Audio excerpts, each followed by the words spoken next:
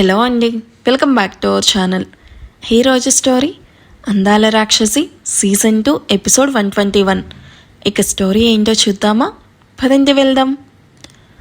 ఆయుష్ మెల్లగా వంగిన స్పూన్ని టేబుల్ మీద గట్టిగా విచిత హ్యాండ్ మీద గుచ్చగానే ఆ సౌండ్కి టేబుల్ మీద ఉన్న వాటర్ గ్లాసెస్తో పాటు డిషెస్ కూడా అదిరిపడతాయి. అది చూసిన అందరూ భయంగా లేచి నిల్చుకుంటే విచిత ఏడుపు చూసిన ఆయుష్ పెదవి అంచున నిలుస్తుంది ఒక కిల్లింగ్ స్మైల్. మహల్ గోడల మధ్య నొప్పితో విషిత అరుపులు అత్యంత హృదయవిదాకరంగా వినిపిస్తున్నాయి. ఆ అరుపులు మహల్లో ఉన్న అందరి హృదయాలను కలచివేస్తున్నాయి. విషిత చేతి నుండి రక్తం బొట్టు బొట్టుగా కింద పడుతుంది.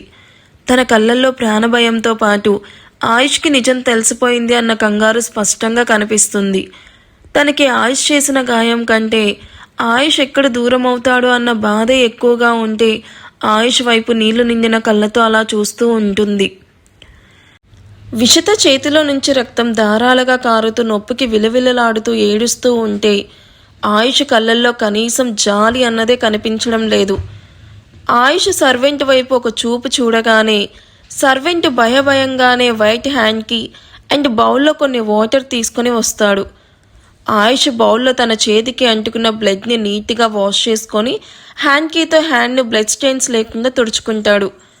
ఒక మనిషికి గాయం చేశానన్న బాధ ఆయుష్ మొహంలో ఎక్కడా కనిపించదు. ఆయుష్ను అలా చూసిన దియా భయపడుతూ అభి కాళ్ళను చుట్టేసి ఏడుస్తూ ఉంటే అభి దియాను ఎత్తుకొని గుండెలకి హత్తుకుంటుంది. ఆయుష్, అసలేం చేస్తున్నావు నువ్వు? ఆశని పట్టుకొని విషిత అంటున్నావేంటి? ఎందుకు ఆశని ఇంతలా టార్చర్ చేస్తున్నావు? అమ్మ ఆశి అని బాధగా విషిత వైపు చూస్తూ దగ్గరికి వెళ్ళిన రాగిణిని చూసి ఆయుష్ కోపంగా డైనింగ్ టేబుల్ను చేత్తో పగలగొట్టగానే అది గ్లాస్ అవ్వడంతో ఒక్క ముక్క కూడా మిగలకుండా మొత్తం పగిలిపోయి డిషెస్ అన్ని చెల్లాచెదురుగా పడి డైనింగ్ ఏరియాను రణరంగంగా మార్చేస్తుంది. ఆయుష్ను అంత కోపంగా చూసిన రాగిణికి అడుగు ముందుకు పడదు. రాగిణికి మాత్రమే కాదు, అక్కడున్న అందరూ కూడా ఊపిరి బిగబట్టి ఆయుష్ వైపు భయభయంగా చూస్తూ ఉంటారు. ఎందుకంటే ఆయుష్ నార్మల్గా ఉన్నప్పుడే తన ఫేస్ చాలా సీరియస్గా ఉంటుంది. అలాంటిది ఇప్పుడు ఇంత కోపంగా అండ్ ఆవేశంగా కనిపిస్తూ ఉన్న ఆయుష్ని చూసి అందరికీ వెన్నులో వణుకు మొదలవుతుంది. తన అక్కని ఆయుష్ ఎందుకు ఇంతలా హర్ట్ చేస్తున్నాడో అర్థం అవ్వని అభి ఏడుస్తూ చూడడం తప్ప ఏమీ చేయలేక జరిగేది అలా చూస్తూ ఉంటుంది. నిషాన్, మోహిత్, విక్రమ్ కూడా ఆయుష్ అప్పటి వరకు అంత కూల్గా ఎందుకున్నాడో అర్థం చేసుకొని జరిగేది జస్ట్ అలా చూస్తూ ఉంటారు.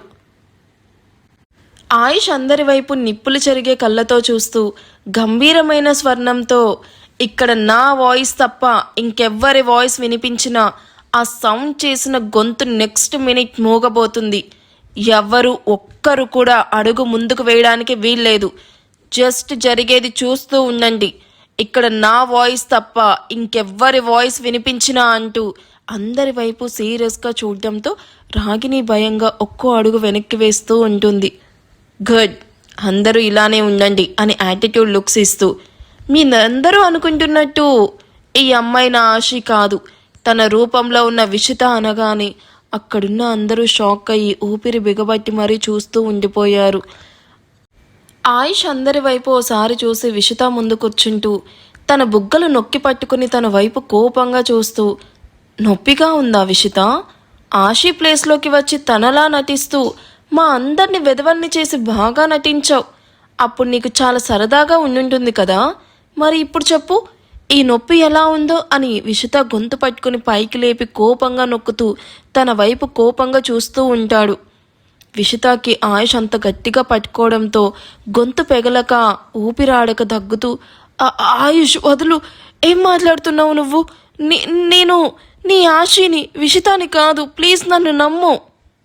షటాప్, ఇంకోసారి ఆ పేరు నీ నోటితో చెప్పితే 4 కోసేస్తాను, జాగ్రత్త.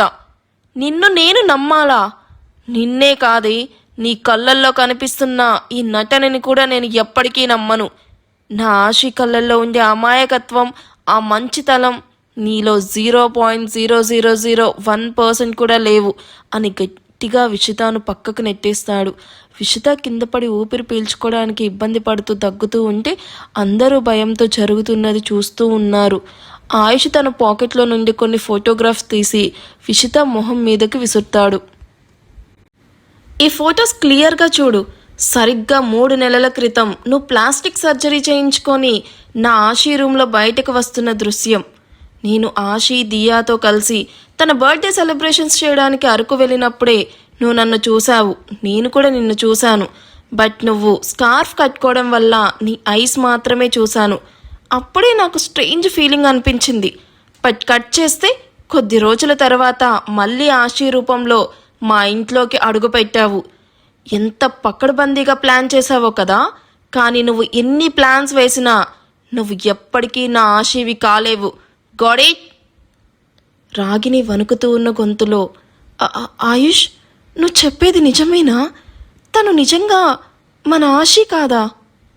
ఆయుష్ రాగిని వైపు తీక్షణంగా చూస్తూ, నేను ముందే చెప్పాను కదా మామ్, ఇక్కడ నా వాయిస్ తప్ప ఇంకెవ్వరిది వినిపించకూడదు అని. కాసేపు మౌనంగా ఉంటే ఇది ఎవరో ఎందుకు వచ్చిందో దాని నోటితోనే చెప్పిస్తాను అంటూ విషిత వైపు కోపంగా చూస్తూ ఉంటాడు. విషిత మెల్లగా తల పైకెత్తి తన మీద పడ్డ ఫొటోస్ని చూసి ఒక్కసారిగా నిశ్శబ్దంగా మారిపోతుంది. విషిత మొహంలో అప్పటి వరకు ఉన్న భయం మాయమైపోయి ఒక క్రూరమైన నవ్వు కనిపిస్తుంది. విషిత కష్టంగా మెల్లగా లేచి నిలబడి తన సారీను సరిచేసుకుంటూ, ఓహో, అంటే నేను అరకు దగ్గరే నీకు దొరికిపోయానన్నమాట. అవునా ఆయుష్, నువ్వు చెప్పింది నిజమే. నేను ఆశీని కాదు, విషితానే. కానీ నువ్వు నన్ను గుర్తుపట్టడానికి నీకింత టైం పట్టిందా? నీ ప్రేమలో అంత దమ్ముంటే చాలా దమ్మున్నట్టు బిల్డప్ ఇచ్చావు కదా. మరి ఇన్ని రోజులు నాతో కలిసి ఒకే రూమ్లో ఎలా ఉన్నావు? ఆయుష్ ఆవేశంతో ఊగిపోతూ, నేను నీతో ఉంది నా ఆశి అనుకొని కాదు, నువ్వు అసలు విషితావేనా అని నిరూపించుకోవడానికి కావాల్సిన ఆధారాల కోసం. ఇప్పుడు చెప్పు, నా ఆశి ఎక్కడా?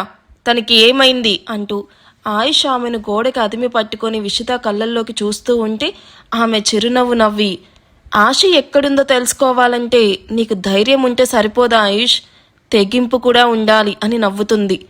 ఆయుష్ మరింత గట్టిగా విషిత గొంతు దగ్గర అదిమి పట్టుకుంటూ, ధైర్యం గురించి నువ్వు మాట్లాడుకు విషిత. ఒక ప్రాణాన్ని తీయడానికైనా కాపాడడానికైనా ఈ ఆయుష్కి ఎంత ధైర్యం ఉందో నీకు త్వరలోనే తెలుస్తుంది. మర్యాదగా అడుగుతున్నాను, నా ఆశ ఎక్కడా? తనకేమైంది? విషిత నొప్పిని కూడా భరిస్తూ, ఇదే నాకు కావాలి ఆయుష్. ఇన్నాళ్ళు నా ముందు ప్రేమగా నటించడానికి ఎంత నరకం అనుభవించావో ఇప్పుడు నీ కళ్ళల్లో కనిపిస్తుంది. కానీ ఒక్కటి గుర్తుంచుకో, ఆశ నీకు అందమైన జ్ఞాపకం మాత్రమే. ఆ జ్ఞాపకాన్ని నువ్వు ఎంత తవ్వుకుంటే అంత ఏడుపొస్తుంది తప్ప మనిషి తిరిగి రాదు. ఆయుష్ షాక్తో చేతులు వణుకుతూ వెనక్కి జరుగుతాడు. ఏమన్నావు? మనిషి తిరిగి రాదా? అంటే నువ్వు తనని? విషిత నిలబడిన చోటు నుండి కదలకుండా కూల్గా, అవునా ఆయుష్, తన రూపం నాది, తన గొంతు నాది, కానీ తన ప్రాణం నాది కాదు కదా. అందుకే ఆ ప్రాణాన్ని గాల్లో కలిపేశాను. నిజంగా ఆశ చనిపోయిందంటారా? ఒకవేళ చనిపోతే ఇప్పుడు ఆయుష్ రియాక్షన్ ఏంటి? గెస్ చేసి కామెంట్ చేయండి. ఎపిసోడ్ మీకు నచ్చితే ప్లీజ్ లైక్ చేసి హైప్ ఇవ్వడం మర్చిపోవద్దు. Thank you for watching. Bye.